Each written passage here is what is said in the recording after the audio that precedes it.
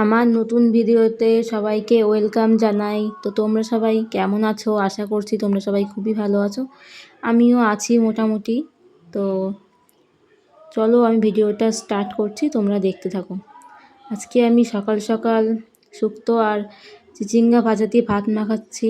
তোমরা তো ভাবছো যে আমি তো এই থালায় ভাত খাই না, আমি আজকে কেন এই থালাতে ভাত মাখছি। তার কারণ হলো আমাদের দাদুর জন্য ভাত মাখছি। দাদুর প্যারালাইসিস হয়েছিল, তো প্যারালাইসিস হয়ে যে হাতে ভাত খায় সেই হাতটা পড়ে গেছে। সেই হাত দিয়ে দাদু কোনো কাজ করতে পারে না, কিছু খেতে পারে না। তাই আমি আমার শাশুড়ি মা ভাত মাখিয়ে দিই, তারপরে দাদু চামচ দিয়ে ভাত খায়। মানে বয়স্ক মানুষ, খুবই কষ্ট, হাত পড়ে গেছেন, এক হাতে সব কিছু করতে হয়, ওনার খুব কষ্ট। তাও তো আমার শাশুড়ি মা জামা কাপড় কেচে দেয়। বয়স্ক মানুষ, খুবই খারাপ লাগে। কিন্তু এখন যেহেতু হয়েছে, আমরা অনেক ডাক্তার দেখিয়েছি, ওষুধপত্র অনেক খাইয়েছি দাদুকে, তো এখন দাদু ওষুধ খায়। তাই জন্য দাদুর হাতটা একটু ঠিক আছে, কিন্তু বয়স হয়ে গেছে, পুরো তো ঠিক হয় না। তাই জন্য দাদুর একটু অসুবিধে হয়। তাই আমরাই প্রতিদিন দাদুকে ভাত মাখিয়ে দিই, দাদু চামচ দিয়ে ভাত খায়। তোমাদের বাড়িতে বয়স্ক মানুষ, দাদু ঠাকুমা আছে কি না আমাদের অবশ্যই জানিও। তো দেখো আমি ভাতটাকে সুন্দর করে মাখিয়েছি, এখন আমি দাদুকে দিচ্ছি খেতে। তো দাদু দেখো, এই যে আমাদের দাদু এখন ভাত খেতে বসে পড়েছে। দেখো চামচ দিয়ে কি করে ভাত খাচ্ছে। দেখতে খুবই খারাপ লাগে, বয়স্ক মানুষ এরকম হাত দিয়ে খেতে পারে না, এরকম চামচ দিয়ে খেতে হয়। দেখো দাদুর হাতটা কতটা সমস্যা, দেখে তোমরা বুঝতেই পারছো। বয়স্ক মানুষ এই চামচ দিয়ে আস্তে আস্তে ভাত খায়, কারণ আমরা তো খাইয়ে দিতে পারি না। যতই বয়স্ক মানুষ, উনি ওনার নিজের হাতে খেতেই বেশি ভালোবাসে, তাই জন্য উনি চামচ দিয়ে ভাত খায়। দেখো অল্প অল্প করে এক চামচ করে নিয়ে নিয়ে খাচ্ছে। দাদুকে আমি জলও দিয়ে দিলাম গ্লাসে, দাদু গ্লাসে করে জল খায়, বোতলে জল খেতে পারে না।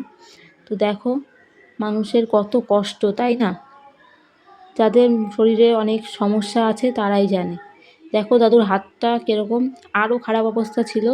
বললামই ওষুধ খাওয়ার পর দাদুর হাতের অবস্থা একটু ভালো হয়েছে। দাদু ওই হাত দিয়ে কিছু ধরতেও পারে না, কিছু করতেও পারে না। সে বয়স্ক মানুষ, এখন তো ওনার করার দরকার নেই।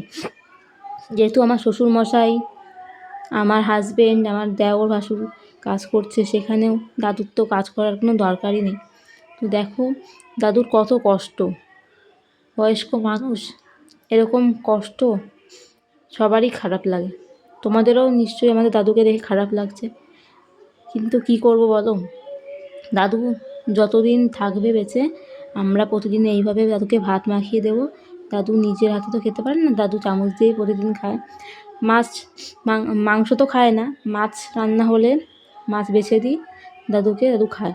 দাদু খেতে একটু ভালোবাসে, কিন্তু হাতের কারণে দাদু ঠিকমতো খেতে পারে না। আমরা মাখিয়ে দিই, ততটাই খায়, আর যদি লাগে তারপরে আমরা আবার দিই।